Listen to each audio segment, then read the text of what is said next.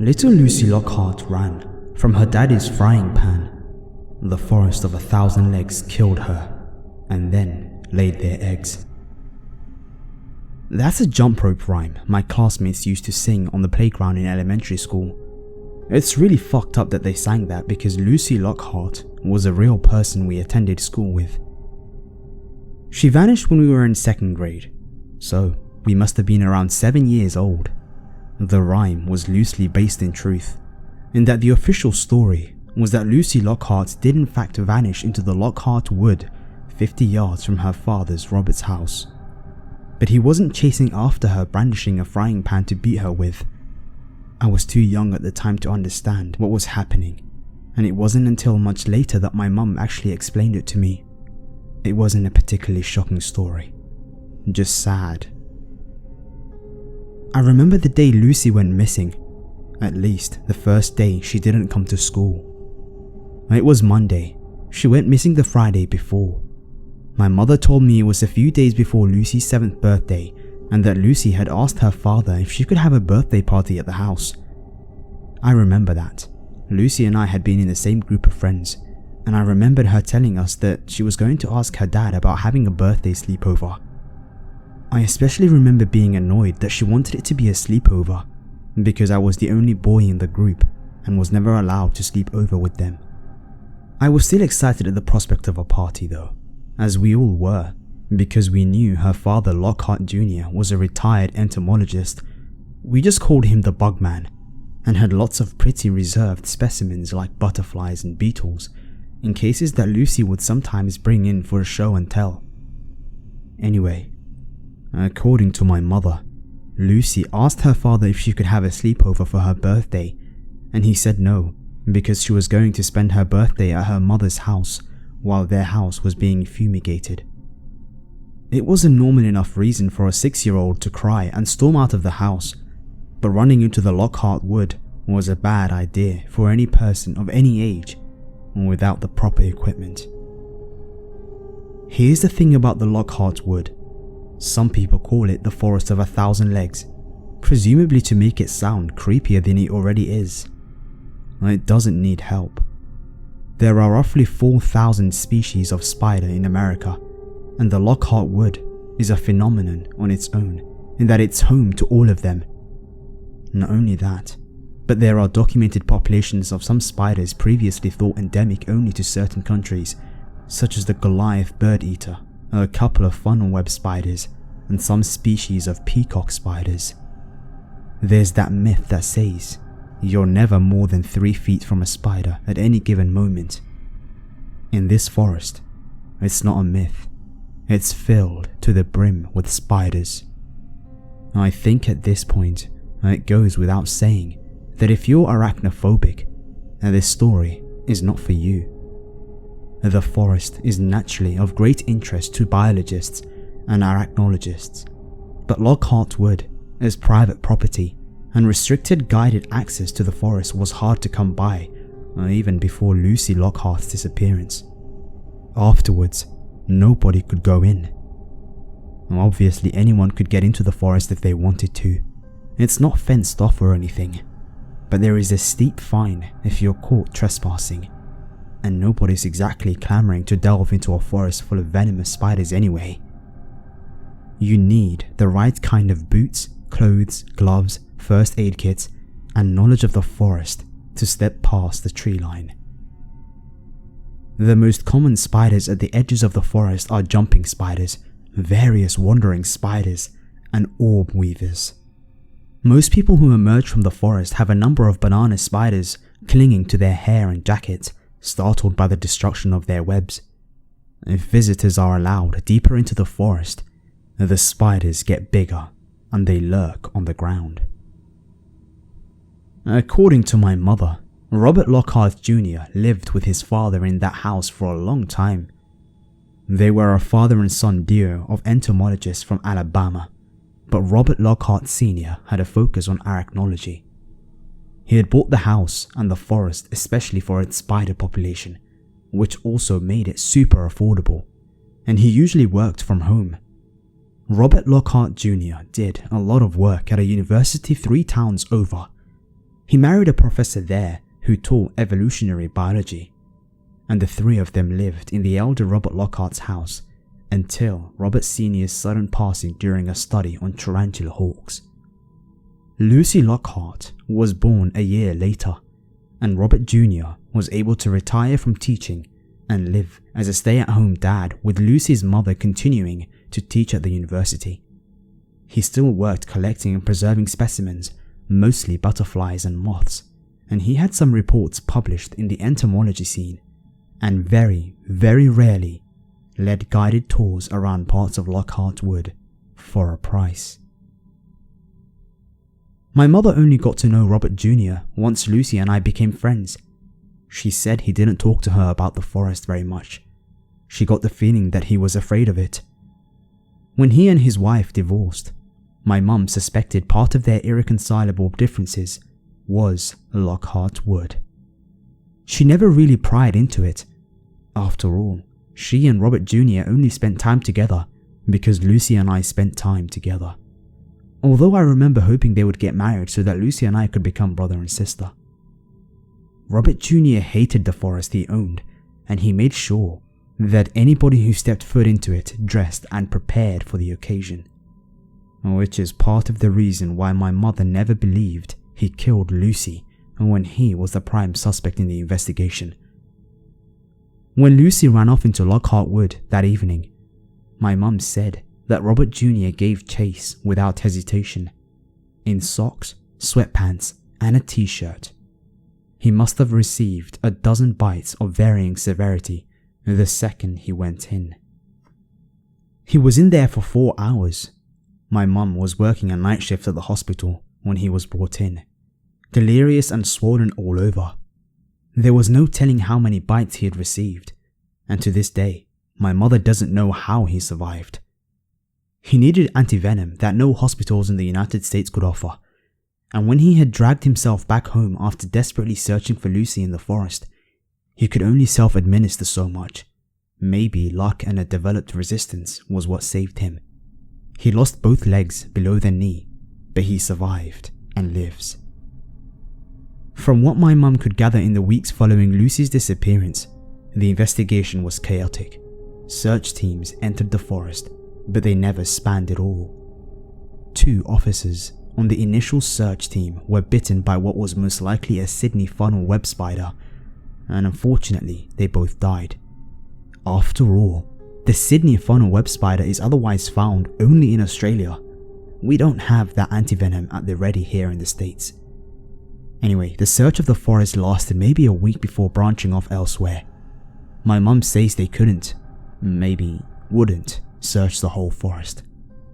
More than one officer who searched Lockhart Wood left the force and subsequently skipped town. Those who didn't leave might as well have. They didn't get out much anymore. My mum doesn't want to know what they saw in there. Lucy never turned up. It didn't take long for suspicion to fall on her father before he was even discharged from the hospital.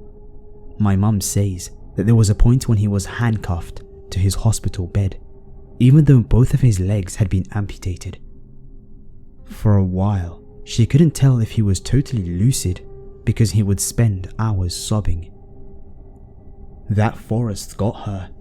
Those spiders got my baby girl. But there was no evidence to convict him of kidnapping or murder. My mum and the parents of Lucy's other friends and mine were involved in the trial as witnesses, and they all insisted that they never had any reason to believe Robert Jr. was abusive towards Lucy or that he would be driven to hurt her. I didn't know any of this at the time, as my mum responsibly sheltered me from the details of Lucy's disappearance, but obviously some other kids we went to school with got wind of some information, hence the morbid jump rope rhyme. It upset me a lot when I heard kids chanting it during recess. I was young, and I missed Lucy very much. It's been 11 years since Lucy went missing. It doesn't really upset me anymore. It's just a sad mystery that I still think about sometimes. The group of friends that Lucy and I had shared stayed close until middle school, and then we all branched out a bit. I don't think any of us ever forgot about Lucy though. I recently graduated high school, and the original group of us got together at a dinner to discuss in amazement how we were all finally done with high school forever. And at one point, I nudged my omelette around my plate and said absently, "It's been years, but I still wish, man. I wish Lucy could have just graduated with us, you know?" My friend Stella leaned her shoulder into mine and knocked our mortar boards together with an understanding smile. "Same here, bud, but she'd be proud of us for doing it." The conversation drifted elsewhere, but that poignant thought of Lucy stuck with me for a long while after that evening. It wasn't until the day before I went off for my freshman year at college that I told my mum I wanted to stop by the Lockhart house and sort of say goodbye to Lucy, if Robert Jr. would let me. "Well," she shrugged over breakfast, "I guess it couldn't hurt. You don't ever get over losing a child, but all things considered, he seems to be okay. He might oblige you." So, later that afternoon, I drove across town towards that dark, looming forest that stretched into the sky on the horizon. I hadn't been to Lockhart House in over a decade, but the sight of it instantly made me happy. I no longer mourned Lucy. I only cherished the brief time that we knew each other as children, and I had lots of fond memories in that house. As I pulled into the gravel driveway, I saw the curtains in one of the front door windows shift, so I knew someone was home. He might not want to let me in, but there was no harm in trying. I went up to the front porch steps and found a wooden hanging of a lunar moth adorning the front door. It had no sign of grime or weathering, and the pale green paint still had its glossy finish, so I guessed it was fairly new. I don't know what I expected from Robert Jr.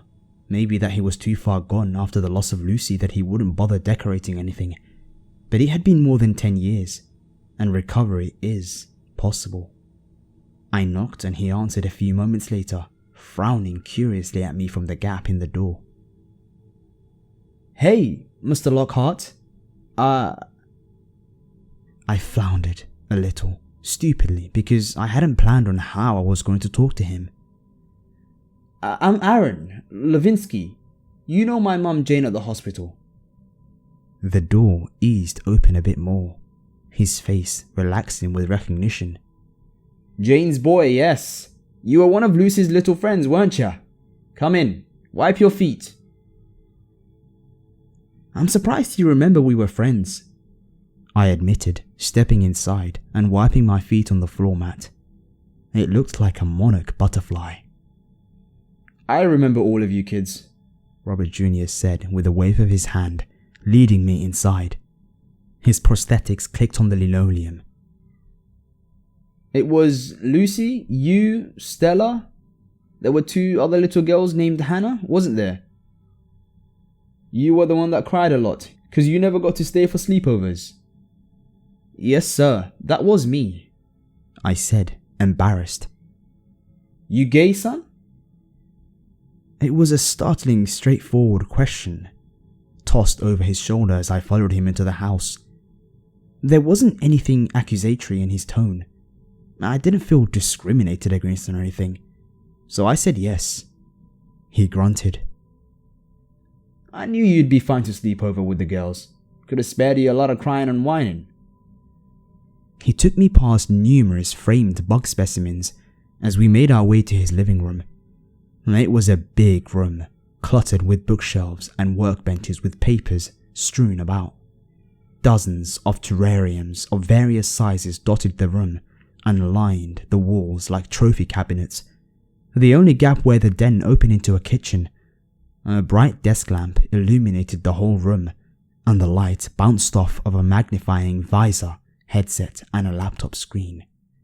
It looked like he had been dissecting a large beetle before I knocked on the door. It was good to see that his passion for bugs hadn't been destroyed after losing his daughter to the Lockhart wood. "So, what brings you here, Scooter?" he asked, going into the kitchen to retrieve something from the fridge. Well, we graduated in May and I'm leaving for school tomorrow, I explained. And I just I still think about Lucy a lot, so I was wondering if you had kept any of her things over the years that I could maybe see, remember her by? If you're okay with that, sir. Robert Jr. came back over to me with a shrug and 2 beers.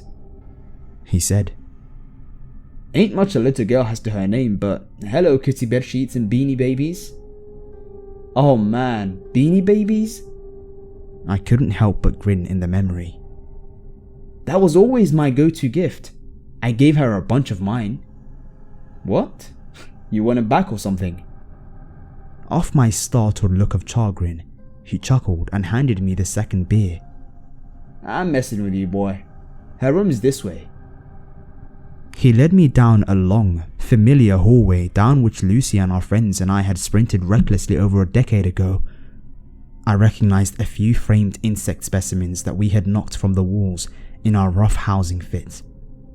We went into Lucy's bedroom at the end of the wall, and it was virtually unchanged from how I remember it. The walls were still pale pink and decorated with pastel-colored cross-stitch artwork made by Lucy's grandmother. The canopy bed was neatly made, the Hello Kitty bedding crisp and unfaded from years of disuse. The shelves upon shelves of stuffed animals with an army of beanie babies gifted by me populating their own full shelf, and, surprisingly, a long terrarium against the wall with an enormous black spider sitting motionlessly underneath a black light. I recognized that spider. No way, that's not... Robert Jr. flipped on the lights, which turned off the terrarium's black light. The massive spider retreated into a hide with a twitch of its long, slender legs. He grunted. That's her. Lady Legs was a type of huntsman that Robert Lockhart Sr. had discovered in the Lockhart Wood and kept for 10 years before Lucy was born. There were plenty of live specimens in the Lockhart house over the years, but Lady Legs was the only one that Lucy seemed to cherish as a pet.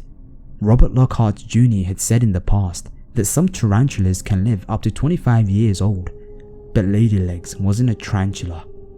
And if this was the same Lady Legs from that time, that would make her over 30 years old. Do huntsman spiders live that long? I asked, incredulously, moving to the terrarium with a fascination I hadn't felt in years. Robert Jr. stood in the doorway with his arms crossed and an expression of distaste creasing his features as he looked at Lady. None that we know of, besides that one. She's even bigger than I remember, I murmured, my breath fogging up the glass as I tried to peer into the spider's hide at an angle, but I couldn't see her. Far as I can tell, her size depends on her enclosure, said Robert Jr. She won't get no bigger as long as she's in the tank. I saw Lady's leg move in the hide, then turned my head to look out of Lucy's bedroom window. It faced the deep grey-green mass of Lockhart Wood. I stood, absently tracing my fingers through the condensation on the bottle in my hand. Lady came from the forest, didn't she? How big do they get in there? Robert Jr. didn't respond. I looked over at him. He was downing nearly his entire beer. He finished it with an angry sounding hiss and said finally, Ungodly big.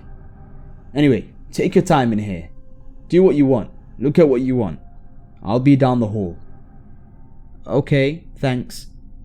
As he started to leave, I remembered the drink in my hand and held it out to him awkwardly. Oh, hey, I'm not 21. Ain't nobody gonna snitch on you. He left the room and I hissed open the beer. I don't know how long I spent in there, meandering around fondly. Maybe an hour. I took a spider beanie baby off the shelf and held it as I looked around. I stood over the dresser looking at the framed pictures on top of it. Most were of Lucy and her parents, a few of Lucy from toddlerhood to age 7, holding the gargantuan Lady Legs in her comparatively tiny hands. I was in a couple of pictures too, group pictures of us and other friends at a birthday party, our messy little faces smeared with cake. I found an old elementary school binder from the first grade class Lucy and I had got together, where the first activity of every day was to make an entry in our journals following a simple prompt given by the teacher, and then draw a picture to go with it. Naturally, lots of Lucy's entries were about Hello Kitty, play dates with me and our friends, and bugs. Some of them made me laugh, like her outrageously mangled spelling of the word centaur. In several entries about herself and Lady Legs as Spider Lady centaurs. After a while, I just stood at Lucy's window, looking out at Lockhart Wood as I finished my beer. I'm a lightweight when it comes to alcohol, so I was pretty buzzed. The forest of 1,000 legs had never looked so eerie. The angle of the late afternoon sun didn't penetrate the darkened woods, but it glistened on countless spider webs suspended along the tree line, emphasizing how dark the forest was beyond at that point. It was strangely inviting in a predatory way, like the lure of an anglerfish. How it had swallowed up Lucy. Movement outside the window caught my eye. I looked over and saw Robert Jr. standing under the carpet facing the forest, downing another beer, a backpack hanging from his shoulder. He was dressed in different clothes from the flannel shirt and cutoffs he had been wearing when he let me inside. He was wearing a heavy jacket and a hat, with a different set of prosthetics that had shoes. He looked like he was dressed for going into the forest. I left Lucy's room, crossed to the other end of the house, and through the screen door of the kitchen. Robert Jr. strangely didn't respond to the wooden rattle of the door banging shut. "You're going in?" It wasn't a question, it was incredulous. "I haven't been in there since I lost Lucy," Robert Jr. said pensively. "I think it's about time I go back in one last time, before I torch it." The sun was hidden behind Lockhart Wood, but not quite set, casting the house and us in shadows, and before I could stop myself I asked, "Can I go with you?" To this day I'm not sure why I wanted to go with him. Maybe for a sense of adventure, of danger that 18-year-olds are attracted to, and think that they can survive anything. Maybe I had some stupid notion that we'd find Lucy in there, dead or alive. Maybe I just didn't want a guy who had lost his daughter the last time that he was in those woods to go in there for the first time since then, alone. "It's dangerous in there," said Robert Jr. It wasn't a no. "I'd be with you," I said, dumb and optimistic. But in my defense, he let me go with him. Neither of us mentioned it, but I know that he didn't want to go into the woods alone either. "You'll need to be dressed right," was all he said, and the next thing I knew, he was jamming a hat on my head, layering me in protective clothing a size too big and cramming my hands and feet into gloves and boots a size too small. "Not a perfect fit, but close enough," he said, tucking my baggy pant legs into my boots. I had zipped the jacket most of the way, but he yanked the zipper all the way up to my chin. "It was my gear back when I was a little older than you, when my daddy bought this place." He strapped a headlamp to my hat, did the same for himself, and shrugged on a backpack that he had filled with a first aid kit and a cold pack of antivenom. I watched him put it all together, fascinated, as I nursed another beer. It was hard to believe that he didn't venture into the forest in more than 10 years. The speed and certainty with which he prepared everything was like that of someone who explored Lockhart Wood every day. He gave me a set of strict, reasonable rules, basically telling me not to leave his side and to not thrash around if I walked into a web, and to always watch my step, even though I was wearing boots. I could change my mind at any time in the forest, so if I wanted to leave, he would guide me out of the forest. I sent a quick lie of text to my mum, telling her that Robert Jr. had invited me to stay for dinner, and then zipped my phone into a breast pocket. By now, twilight was fading. The purple sky soon turned to an inky blue, and we set off. The trail leading into the forest was rough and overgrown from years of seeing no foot traffic, but not completely hidden. The first thing I did when I entered the forest was walk right into a web that Robert Jr. had subtly avoided. I started to fail instinctively, but Robert Jr. caught me with an arm across my chest saying, "Don't thrash," I said. After he assured me that the web didn't belong to anything venomous, I carefully picked the web from my face and hair, following him deeper into the wood. It was darker than I anticipated beneath the trees. There were a few spots of visible death in the trees, suffocated and deprived of sunlight under thick layers of web wrapped around them, but most of the forest looked healthy, supporting the spider population symbiotically. Robert Jr. and I switched on our headlamps pretty quickly when the scant moonlight didn't light our way sufficiently.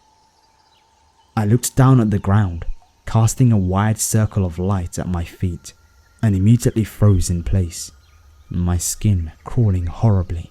Spiders the size of $half were scurrying away from my boots in droves, not quite a swarm, but enough to be uncountable. "You alright, son? Those ain't gonna hurt you." Robert Jr. hadn't looked back at me, but he must have heard me freeze behind him. "You want me to take you back?" Pride swelled higher than the fear in my chest, so I said, "No, I'm fine." One of the spiders crawled slowly over my foot, its long legs probing curiously at my laces. I wrenched my eyes away from the ground, shook the spider off violently, and pushed forward. I've never been particularly arachnophobic, but it was possible not to feel itchy all over, imagining hundreds upon hundreds of unseen spiders creeping into my protective clothing, slipping down the collar of my shirt, and edging along my scalp into my hair. And the tiny spiders became less of a presence, however, when we came to a fork in the trail, and Robert Jr. dropped to a sudden crouch, grabbing my sleeve and yanking me down with him.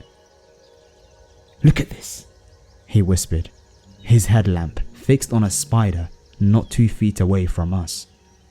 "This here is a nasty one." The spider, the size of my hand, stood strangely before us, with 2 sets of thick hairy legs drawn in the air. It might have looked silly if not for the vivid, violently red jaws on display pulsing angrily in our direction.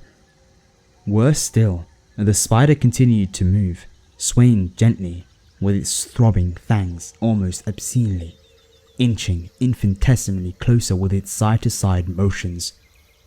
Wide-eyed, I whispered back, "What is it?" Infuriated at the sound of my voice, the spider lunged closer. This time I could see its fangs protruding from the red, quivering with rage and glinting with wetness. "Brazilian wandering spider," Robert Jr. said. "P. ferret it looks like, but it can be hard to say without a closer look. They only live in South America, except for this place, you know." He unzipped 2 pockets and withdrew a large pair of gloves to slip over the ones that he was already wearing. "They might be the deadliest in the world." Instinctively, I shrank back, but then took hold of Robert Jr.'s jacket sleeve with popping eyes when I saw him reach out towards the spider. "Don't," is all I could say. The spider struck at his 2 fingers with lightning speed and a force that made a sharp snapping sound pierce in the dark woods around us. In the blink of an eye, it struck twice, a red-brown blur. Horrified, I tugged frantically at Robert Jr.'s sleeve. "Relax," he said, pulling his hand back and showing me his intact glove. "They can't quite bite through these." The spider then darted out of our joined headlamp beams and off the trail into the woods. Robert Jr. removed his bulky second pair of gloves and stowed them away. "Can't do much delicate handling with gloves like that, but anything else, and those fangs will go straight through them." He stood suddenly, leaving me crouched and trembling, clenching and unclenching my fists, unpleasantly aware of how thin my gloves were now. I stood slowly. My headlamp slid up the trees in front of me, where the bark seemed to shiver and shift with the traffic of smaller spiders oozing up and down the trunks. I turned my head to see where Robert Jr. was looking. and my light fell on his back several meters away as he moved down the left path in the fork. "Wait!" I squeaked, rushing after him. I stumbled over tree roots and ran haltingly, skiddingly, awkwardly to step around more than one fat, lumbering tarantula as I made my way back to Robert Jr.'s elbow. Our headlamps mobbed in the darkness, and my gaze was drawn further up, where the lamp beams lit up vast, labyrinthian webs high overhead, where nothing on the ground could destroy them. Glinting white gold in our light, they shuddered in an imperceptible breeze. "Those webs are way better high up there," I said with a breathless chuckle, trying to shake off the anxiety from the Brazilian wandering spider. "We won't walk into them down here." Robert Jr. walked briskly, barely acknowledging me with a grunt.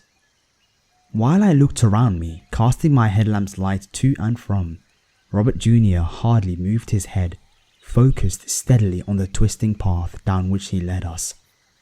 Occasionally, he would stop so abruptly that I would collide with his back, and he would gaze up into the ever-thickening treetops at the spiderwebs overhead, which were now so large and thick that massive sections of leaves had suffocated and died. And I could see clusters of spiders creeping every which way in the stuff, while more obscured movements shifted on the other side of the web, so thick that I couldn't see what it was. My depth perception was off in this environment, and everything looked bigger up there from where I was standing. "Communal webs," said Robert Jr., pointing at the massive net of silk. "Most spiders live alone, but some are social. Bunch of different spiders taking care of the same babies, sharing the same food." "They must catch a lot of prey," I said, moving my headlamp over the vast web. "It's huge." "Wouldn't be surprised if they make a regular meal of birds," Robert Jr. speculated. "Squirrels too, maybe, if any wander this far." I looked at him, bathing his stubble-shadowed face in yellow light, and said slowly, That's kind of big for a spider, isn't it?" "P. blondie in South America has been known to eat birds," said Robert Jr. "It's the biggest spider in the world, at least outside of this godforsaken forest. This place ain't like the rest of the world." He paused, a muscle jumping in his jaw, then said, "But they don't take webs, they live in burrows. So watch your step." I resisted the urge to clamp onto his arm like a child as I swept my handheld over to the edges of our path. Spiders littered the forest floor, scurrying busily, but the irregularly spaced holes along the path and nested between tree roots were what made me nervous now. The biggest hole looked like it could swallow my leg. We continued to walk, uninterrupted by webs for the most part, but there were a few low-built ones that I would walk into when I was staring off into the woods, and Robert Jr. wouldn't tell me to duck. Unnerved as I was starting to get used to the sensation, hardly jerking back when the sticky, feather-like strings snuck up on me. My pulse would still spike when it happened though, pounding loudly in my ears as I carefully brushed the webs from my face. But then, Robert Jr. took us down a second fork in the path. When I distractedly collided with two webs of surprisingly density in a row, I finally focused on Robert Jr. ahead of me to complain about not warning me, and a tangle of silk lit up in my headlamp centimeters away just in time for my face to crash through it. Even though it was my fault for not watching where I was going, I said testily, "Come on, Mr. Lockhart, at least give me a heads up," as I dragged my gloved hands down my face, racking the web from my skin. Robert Jr. said nothing. I looked up over his shoulder in front of me and saw why. The trail ahead was entirely choked in web, a glistening haze like a morning fog stretching further ahead. Shapes twitched within it, different from the shifting masses of hundreds of smaller spiders in the first communal webs we saw. These were heavy and singular, with sharp angles plucking at individual lines of silk. I couldn't quite make sense of what I was seeing. Something crunched under my foot. I looked down at the wispy, stringy grey floor. Brittle old bones of some animal that I couldn't identify lay there. Among the bones laid the aged, empty remains of a huge tarantula, skeleton, and exoskeleton locked together in death. Had they fought and died tangled with one another? Jesus, I said loudly, just as Robert Jr. breathed softly. Jesus. He wasn't looking down, he was looking directly up. I looked up too and froze. Our headlamps joined and lit up the webs that swallowed the understory, washing over the enormous spiders that moved within them. Things the size of fish bowls, with fat round abdomens and twitching, creeping legs thick as pool cues. Clusters of eyes reflected the light back at us, and the movement of their heavy bodies made meaty organic clicking noises. These things weren't what Robert Jr. had commented on. The creature slowly descending from the web by a thread was. At first, I thought it was a spider with a squirrel or a rat or something in its jaws, but a small, logical corner of my mind reminded me that that's not how spiders eat, not even tarantulas who don't wrap their prey in silk. The rodent appeared bisected, with ugly grey skin visible around its midsection, like it had mang. Its back half was, impossibly, the swollen bulb of a spider. It looked like some gruesome mockery of a centaur. The limp torso of some parasitic rodent bursting forth from an unwitting host. There was no way that thing could be real. Or if it was, it couldn't be alive.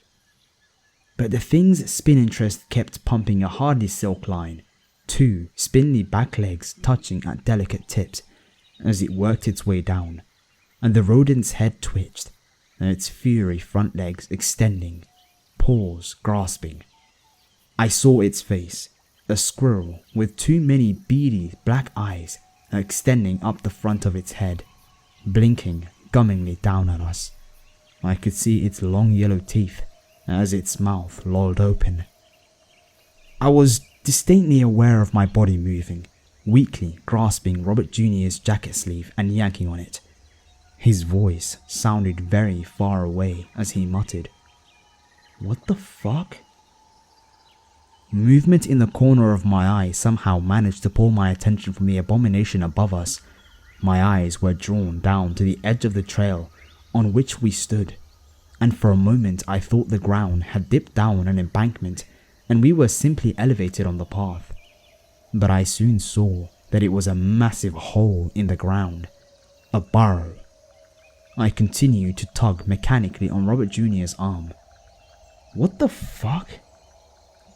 A face peered out of the burrow, ghostly pale against the darkness within, and seemed to drift up and out closer to us. It was a human face with too many eyes clustered across the bridge of its nose, glittering black and blinking slowly. It ducked its head, long dark hair hanging in lank tangles, as a woman's bare moon white torso emerged slowly from the hole in the ground. A person. A hulking hairy mass of a spider's abdomen, the size of a Volkswagen Beetle, followed, connected at her waist. This was some sort of a human-spider hybrid. Her 8-branched thick legs crunched in the leaf litter, audibly thumping with the weight. Robert Jr. and I staggered backwards, upsetting more spider webs in the underbush. The creature's legs were stripped with white at their joints, and I thought of Lady Legs back at Robert Jr.'s house and what he said about her species size in the wild. Ungodly big. Robert Jr.'s thoughts were also back in his daughter's room, because as his hand gripped my arm in return, I heard him say, "Lucy." My eyes flew back to the creature's face, its unnatural addition of eyes surrounding the original's, and as it tilted its head, I recognized her too. Her mouth dropped open, lower lip dripping with something too viscous to be saliva, and her rail-thin arms spasmed once before lifting up, sending a painful jolt of electric fear up my spine. Her white, long-fingered hands took hold of the squirrel spider dangling between the two of us and herself. The thing squeaked and convulsed, its legs thrashing horribly, and Lucy brought it to her mouth. I ran. I thrashed my way blindly through the web after web, back the way we came. I heard Robert Jr. call my name unexpectedly close behind me, and suddenly I felt him crash into my back. I hit the ground hard, face first. I barely had time to register the bright starburst of pain as my nose broke and began to bleed, or the scattering of spiders millimeters in front of my eyes before Robert Jr. yanked me bodily back upright and whirled me around. I thought he was slapping me, but realized he was swiping away spiders that I'd picked up as passengers from the ground. "Don't you run off in here, boy," Robert Jr. hissed in my face, shaking me hard. "Something else will kill you before—" The enormous creature loomed behind him, creeping down the trail after us. I started to yell, but Robert Jr. clapped his hand over my mouth, spinning to face her. He forced us into a sort of half-crouch, his body weighing me down to keep me from running again, and I stared with bulging eyes, struggling to breathe through my bleeding nose, as Lucy bore down upon us. "It's okay," Robert Jr. said, but he wasn't talking to me. I could feel him shaking against my back. "It's okay, Lucy.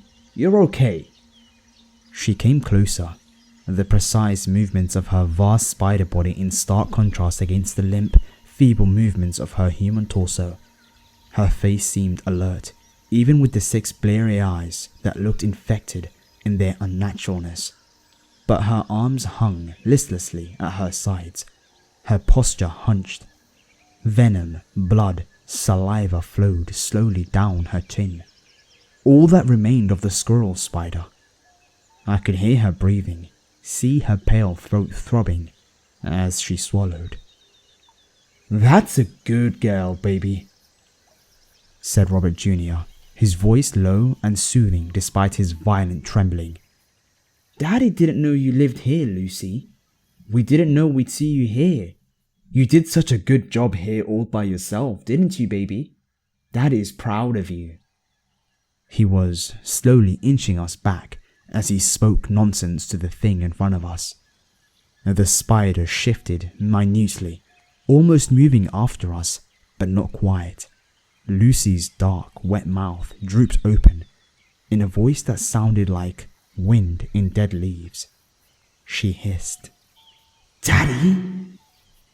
Robert Jr. laughed, wild and terrified in my ear, pulling me another step back, the palm of his hand still crushing my lips against my chattering teeth. "That's right, baby. Daddy's here.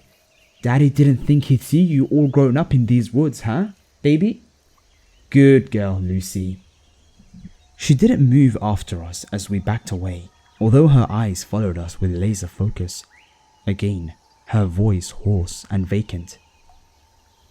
"Lucy?" "That's right. Lucy. That's right, baby. Daddy's gonna take your friend back home, okay? You remember Aaron?" I groaned behind his hand, sick with fear, as all 8 of Lucy's eyes shifted onto me. She didn't say my name. Wildly, in the back of my head, I wondered if she recognized any of the things Robert Jr. was saying to her, certain that she was all spider like this, that the 2 words she'd said were empty repetitions preceding her final attack. But still, she stood motionlessly, watching our retreat. "Daddy's gonna take Aaron home. Is that okay, baby?" Robert Jr. said. "Would you let me do that, Lucy?" She was silent for a long moment, then she said, "Okay." "Good girl, Lucy. We're going away. Good girl." Another long stretch of silence as we moved steadily away from her. She still didn't follow, merely watching us. Her voice, unprompted this time, shook me to my core when it next creeped through the night. "Come see me." The noise Robert Jr. made was something of a strangled sob and a laugh. "Yeah, baby, I'll come see you. I'll come see you again. Just let me take Aaron home. and Daddy will come see you again, baby girl. Okay. We were several meters away from her by now. I was sure that we were nearing the bend and the fork in the trail that we had taken. Slowly, Robert Jr. lowered his hand from my mouth, and I gulped a deep, shaking breath. I can't get us out of here backwards, he said. I need you watching behind us. You hang on to me and I will walk you out. You tell me if she follows. Can you do that, son? Wide-eyed and unable to look away from Lucy's figure down the trail, I nodded. Yes, sir. Okay, careful now. His hand encircled my wrist tightly, and with a firm tug, he took us around the bend. I struggled to walk in reverse, my legs like rubber and my pulse roaring in my ears. Lucy didn't follow us once I lost sight of her. Robert Jr. navigated us back through the forest, avoiding all webs this time around.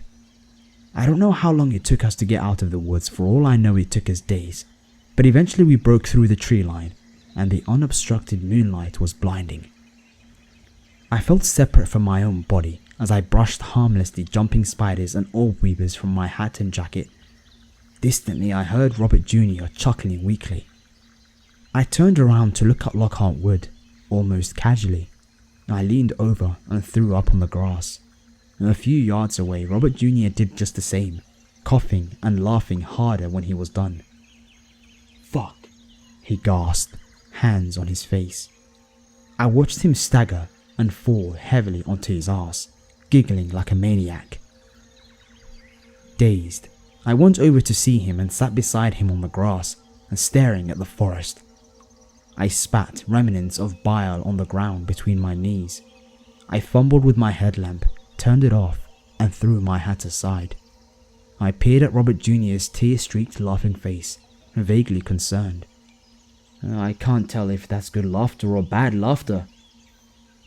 Christ, he gasped, possibly hyperventilating. You and me, both. Fuck.